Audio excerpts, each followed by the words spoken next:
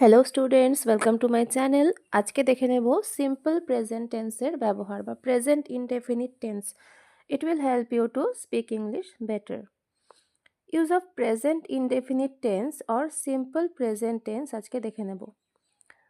এটা ব্যবহার করা হয় প্রথমত অভ্যাস বা নিয়মিত কাজ বোঝাতে। যে কাজটা তুমি রেগুলার করছো তখন তুমি প্রেজেন্ট ইনডেফিনিট টেন্স ইউজ করে বলবে। যেমন, সে রোজ সকালে ঘুম থেকে ওঠে। সে রোজ সকালে ঘুম থেকে ওঠে। Everyday she gets up in the morning. দেখো, গেটস আপ ইউজ হলো প্রেজেন্ট ইনডেফিনিট টেন্সের ফর্ম, মানে V1 ফর্ম। এখানে V1 ফর্ম ইউজ হয়, যেমন eat, drink, play, sleep, read, এগুলো সমস্তই V1। আরও কিছু এক্সাম্পলস তোমরা নিজেরাও দেখতে পারো। The boys play in the afternoon. দেখো, বয়েজ প্লুরাল সাবজেক্ট বলে ভার্বটা কিন্তু এস বা ইএস ছাড়া ইউজ হলো। এবার দেখো জেনারেল ট্রুথ। জেনারেল ট্রুথ ব্যাপারটা কি? যে সত্যটা কখনো বদলায় না, চিরন্তন সত্য, তাকে বলে জেনারেল ট্রুথ। যেমন, সূর্য পূর্ব দিকে ওঠে, এটা কিন্তু জেনারেল ট্রুথ। কখনো কি সূর্য পশ্চিম দিক থেকে উঠবে?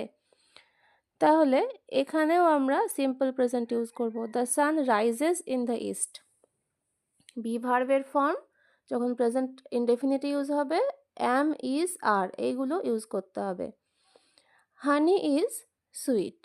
মধু যে মিষ্টি, সেটা তো মিষ্টিই থাকবে, তাই এটাও জেনারেল ট্রুথ।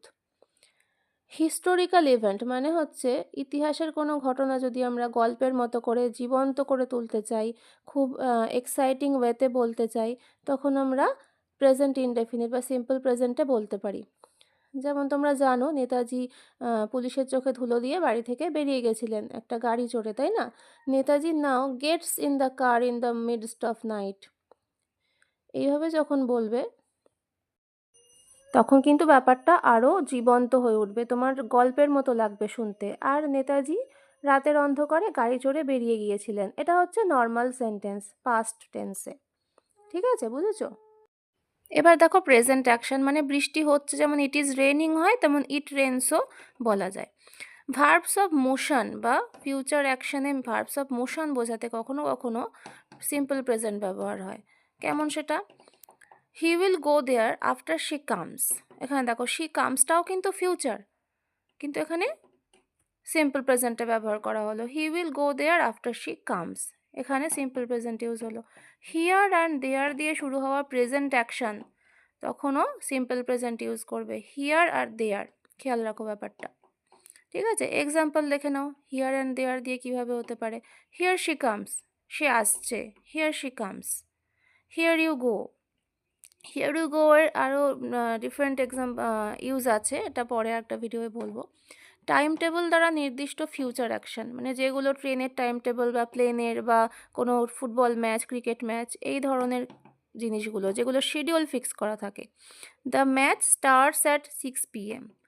ঠিক আছে, এটা আমার শিডিউল ফিক্স করা আছে, এক্ষেত্রে তুমি সিম্পল প্রেজেন্ট ইউজ করতে পারো। When does the restaurant open. When does the restaurant open, এটারও শিডিউল ফিক্স করা আছে, একটা নির্দিষ্ট সময়ে এটা ওপেন হয় বা ক্লোজ হয়। স্কুল ক্লোজ হওয়া, এগুলো সব শিডিউল টাইম, এক্ষেত্রেও সিম্পল প্রেজেন্ট ইউজ করতে পারো। এগুলো যত শিখবে ইংলিশের বেস তত শক্ত শক্ত হবে। ঠিক আছে, তত তুমি ভালো ইংলিশে কথা বলতে পারবে এবং লিখতেও পারবে। তাহলে সাবস্ক্রাইব করে নাও চ্যানেলটা, সঙ্গে থাকো।